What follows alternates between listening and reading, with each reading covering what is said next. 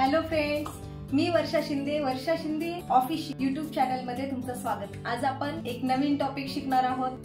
तुम्ही म्हणत असाल की दरवेळीच नवीन टॉपिक असतो। हो, दरवेळीच नवीन टॉपिक। आता आपण पहिल्या टॉपिकची थोडीशी उजळणी करूया। जसं की आज आपण शिकणार आहोत स्क्वेअर। तर आपण लास्ट टाइम स्क्वेअर शिकलेलो आहोत, पण स्क्वेअर मध्ये आपण काय शिकलो? 2 डिजिट जर सेम असतील, जसं की 77, 66, 55, तर त्याचा स्क्वेअर कसे करायचे ते आपण पण आज आपण असं शिकणार आहोत की रॅन्डम कोणत्याही नंबरचा स्क्वेअर कसा करायचा हे आपण शिकणार आहोत। ओके, तर चला स्टार्ट करूया। तर मी आता एक रॅन्डम नंबर घेतलीये जो आहे 64। तर 64 चा स्क्वेअर कसा करायचा, तर ह्याची खूप सोपी अशी मेथड आहे। 64 चा स्क्वेअर करण्यासाठी मुलांना 64 × 64 करावं लागेल आणि त्याचं मल्टिप्लिकेशन करून आन्सर करावं लागेल। पण हे आपण विदिन 5 मिनिट्स मध्ये हा स्क्वेअर आपण काढू शकतो।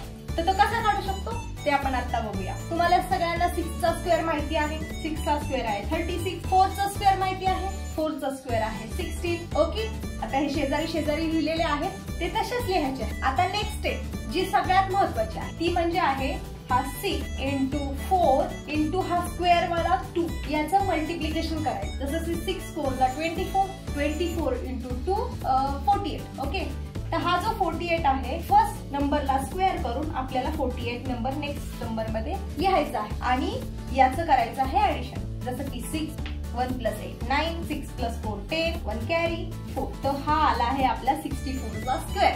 आहे की नाही सोपी? तर अशी मजा तुम्हाला पण अनुभवता यावी त्यासाठी तुम्ही अजून कोणत्याही रॅन्डम नंबरचा स्क्वेअर काढू शकता आणि मला सांगू शकता।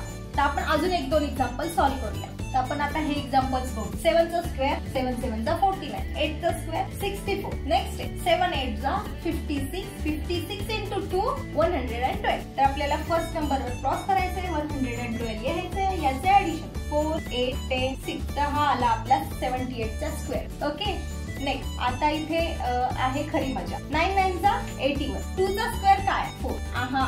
हा 4 असाच लिहायचा नाहीये। आपल्याला जेव्हा आपल्याला कोणताही नंबर येतो तेव्हा तो 2 डिजिट असला पाहिजे, फक्त 1 डिजिट असला नाही पाहिजे। जसं की 2 चा स्क्वेअर येतो 4, तर तुम्ही फक्त 4 लिहिणार आहात का? नाही, 4 फक्त लिहायचा नाही, आपल्याला 2 डिजिट पाहिजे।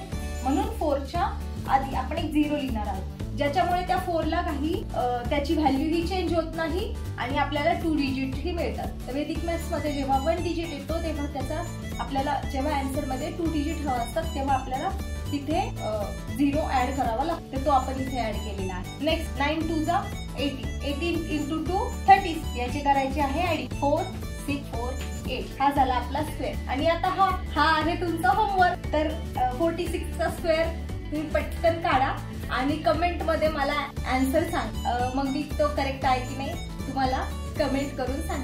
ओके, तुम्हाला व्हिडिओ आवडला असेल तर व्हिडिओला लाईक करा, शेअर करा, सबस्क्राईब करा आणि कमेंट करून सांगा की तुम्हाला अजून काय शिकायला आवडेल, काय बघायला आवडेल। ओके, आपण भेटूया पुढच्या व्हिडिओमध्ये। तोपर्यंत बाय बाय।